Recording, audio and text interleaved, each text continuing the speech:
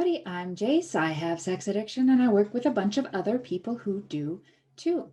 If you are or have been a person that has been a partner of someone with sex addiction, is there healing specific to you that is needed? And if so, what does that look like? We're doing a few videos recently for partners, and we're going to be talking about that specifically today. Before we do, though, make sure that you subscribe to this channel so that you'll continue getting this content, and I know to keep making it. And it's a great way to support the work that I'm doing in this channel if it's in your heart to do so. If you want to stay in the loop with other things going on in this realm, you can subscribe to my newsletter. There's info for that in the description. And we have a partner specific free resource at the end of this video. So stick around for that. In my last video around whether or not partners are in their best interest to stay with someone if they're dating someone with sex addiction, I mentioned healing specific for the partner themselves. And I promised I would explain that a little bit more in another video. So that's what we're doing here today. If you are a partner or have been a partner of someone with sex addiction, do you need your own healing? The answer is yes, absolutely, on two different levels. Let's be real. People with addiction cause harm. It sucks. I personally really wish that wasn't true.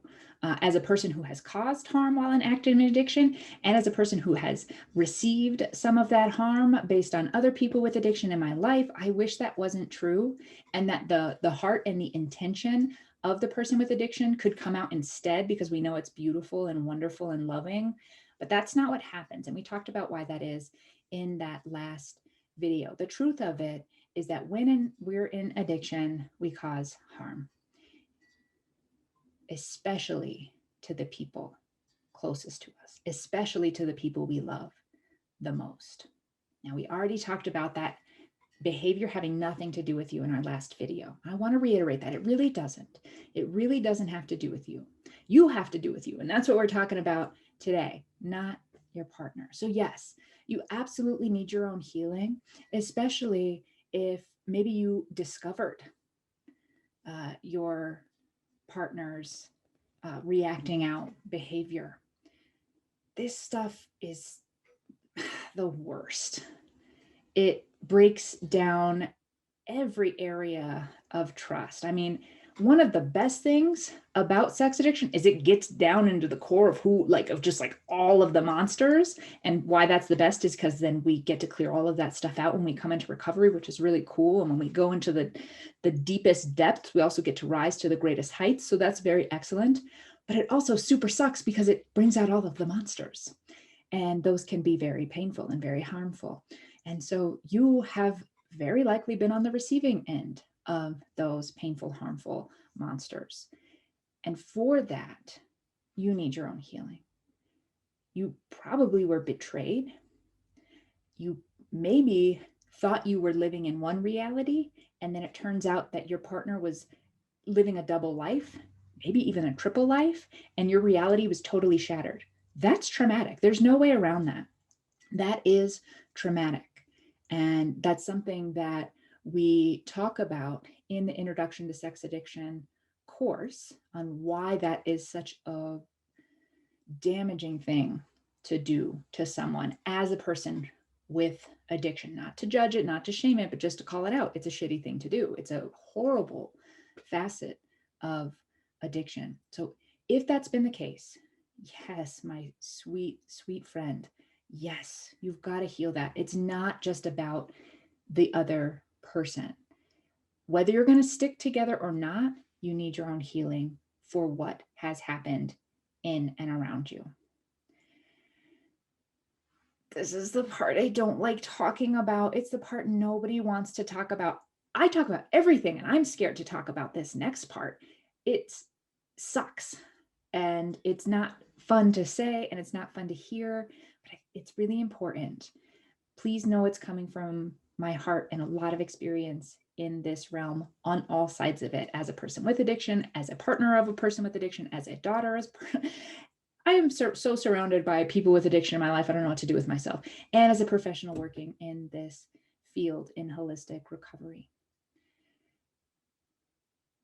Healthy people don't attract people with addiction. I know you've already been through so much. We just talked about that. You've had all of this happen to you, and now you're having this person tell you that you're not healthy. Ugh. I physically feel sick.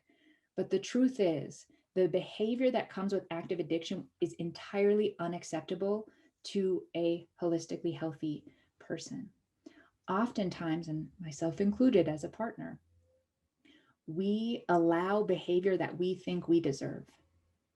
By being with someone with addiction and putting up with that and receiving it, yes, can be coming from a place of love and we want the best for them. That's true too. But we're putting them before ourselves. We're putting their potential maybe health one day in the future when they get their shit together before our health right now. We're dishonoring ourselves, our truth, our bodies, our wants, our needs, our lives, our destinies for this other person. As kind as we want that to be, it's actually not healthy. When we allow someone to show up this way, when we allow this kind of treatment, and when we've energetically brought this person into our life, it's a great sign that we have our own healing work to do that came long before this person. Lord knows we have to do our healing now as a result of this person's behavior, but the healing actually starts before then.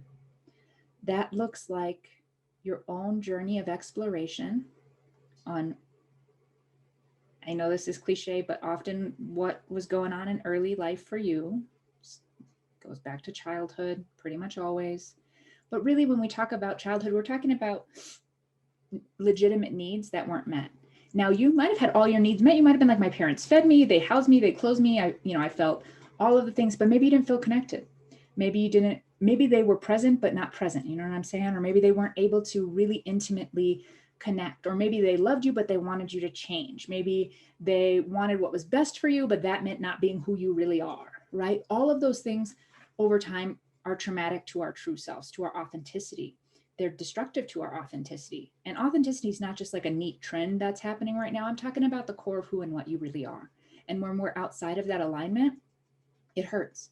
And we try to find our way back in through sometimes foolish ways, like these people with addiction. So we got to do the healing from what has occurred here now in the present with a partner with addiction. And wherever you're at, whether you're choosing to stay, whether you're leaving, whether you're unsure, whether you feel a lot of anger towards that person, it's not about them. This is about you. You deserve happy, healthy living. You deserve a boldly satisfying life. You're an exceptional person. You deserve an exceptional life. And that means doing your own healing for you, regardless of what this person's doing and what you guys are doing together. And there's deeper healing from long before that has to be dealt with as well. Otherwise, this is just going to be repeat for you. And maybe it already has been. Maybe you've been attracting a different version of the same person your whole life. And you're like, why did all these people find me? I used to say that. My mom would joke, like, I have a sign on my back that says like crazy people, like right here, I'm your gal. And it's because hadn't done my healing yet, right? So either this person's going to keep showing up the same way, or you're going to attract another person that's going to show up the same way until you do your own healing. I can guarantee it. Just like with addiction, I always say addiction is not our fault. Recovery is our responsibility. So the space you're in right now, that's not your fault. Again, this stuff comes from when we don't even have agency over ourselves or our lives because we're too young, right? We're in the theta brainwave. Like it's just, we don't have it. So that's not your fault. Who and where you are now is your responsibility. If there's someone in your life who has addiction, bless their heart, as they say in the South. And I hope that they find this channel too. Maybe you can even share it with them to get them tools for their healing. But you are in a space of needing healing as well. And my love, you deserve it. That might not have been pretty to hear. It doesn't feel good to say. And I only do it because I really do want you to be someone that you love and adore and respect, living your best life. And I know that that's part of it. I hope this has been helpful. There is a resource specifically for you as a partner coming right up. I hope you'll take advantage of it. I think it can be a first step to that healing if you're open to it. I love you so very much. Until I see you next time, stay curious.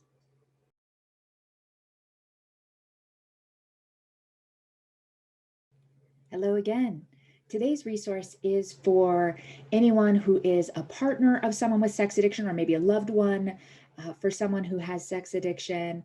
I know for me, having been on both sides of this, that information can be incredibly helpful and incredibly healing as well, which is why I want to offer you my Introduction to Sex Addiction course for free. I'm hoping that with some insider knowledge on what sex addiction is and what it isn't, and that it has nothing to do with you, the partner, or the loved one, that you'll be able to gain some healing ground as a person connected to someone with sex addiction, which I know is not a fun role to play. You can enter in promo code partners at checkout by following the link in the description for the course below. And I really hope it can be helpful to you.